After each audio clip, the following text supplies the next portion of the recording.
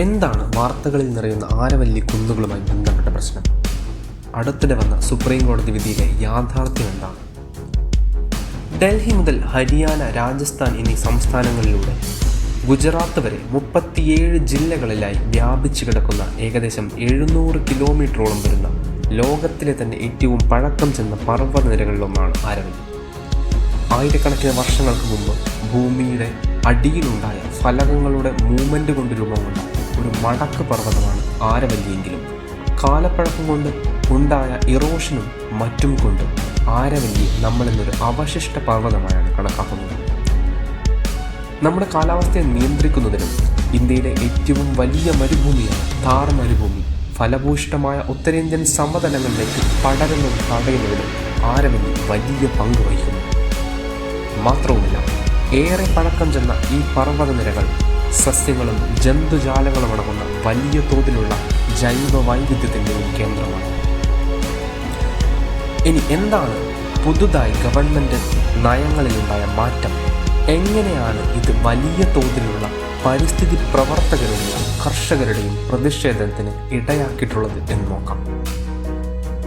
നേരത്തെ പറഞ്ഞതുപോലെ ആരവല്ലി ഇങ്ങനെ ഡൽഹി, ഹരിയാന, രാജസ്ഥാൻ, ഗുജറാത്ത് സംസ്ഥാനങ്ങളിലായി വ്യാപിച്ചു കിടക്കുന്നതിനാൽ ആരവല്ലി കുന്നുകൾക്ക് യൂണിഫോം ആയിട്ടുള്ള ഒരു ഡെഫിനിഷനോ സംരക്ഷണത്തിനായുള്ള ഒരു നയമോ ഉണ്ടായിരുന്നില്ല.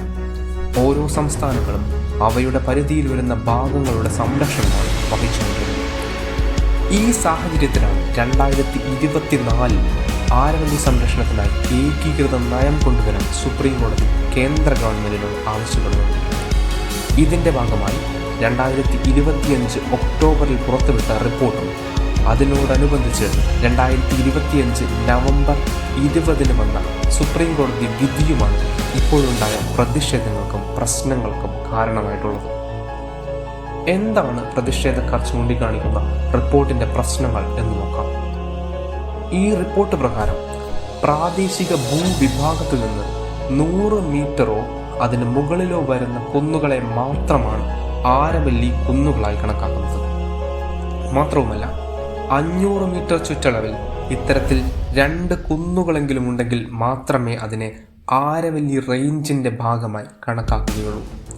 സമുദ്രനിരപ്പിൽ നിന്നല്ല, പ്രാദേശിക ഭൂവിഭാഗത്തിൽ നിന്ന് 100 മീറ്റർ ഉയരം വേണമെന്നും 500 മീറ്റർ ചുറ്റളവിൻ്റെ കണ്ടീഷൻ റേഞ്ചായി കണക്കാക്കാൻ വേണമെന്നും പറയുമ്പോൾ ആരവല്ലിയുടെ ഭൂരിഭാഗം വരുന്ന മിഡ് റേഞ്ചും ചെറുതുമായ കുന്നുകൾ സംരക്ഷണ പരിധിയുടെ പുറത്താവുകയും അവയിൽ ഖനനം പോലുള്ള പ്രവൃത്തികൾ ലീഗലി തന്നെ സാധ്യമാവുകയും ചെയ്യുന്നു. 20 മീറ്ററിന് മുകളിൽ വരുന്ന ആരവല്ലി കുന്നുകൾ ജൈവ വൈവിധ്യത്തിൻ്റെ ഭാഗമാണെന്നും അവ സംരക്ഷിക്കേണ്ടതാണെന്നും ഫോറസ്റ്റ് സർവേ ഓഫ് ഇന്ത്യ പറഞ്ഞു വച്ച പശ്ചാത്തലത്തിലാണ് പരിധി 100 മീറ്ററായി ഉയർത്തിയത് എന്നും നാം ഓർക്കണം. ഇതുകൊണ്ടുണ്ടാകുന്ന പ്രത്യാഘാതങ്ങൾ എന്താണെന്ന് വെച്ചാൽ, ഒന്നാമതായി ഞാൻ നേരത്തെ പറഞ്ഞതുപോലെ താർ വനഭൂമിയുടെ വ്യാപനം തടയുന്നതിൽ ആരവല്ലിക്കുള്ള വലിയ പങ്ക് അത് വലിയ കുന്നുകൾ മാത്രമല്ല, മിഡ് റേഞ്ചും ലോ റേഞ്ചും ആയിട്ടുള്ള കുന്നുകൾക്കും വലിയ പങ്ക് വഹിക്കുന്നു.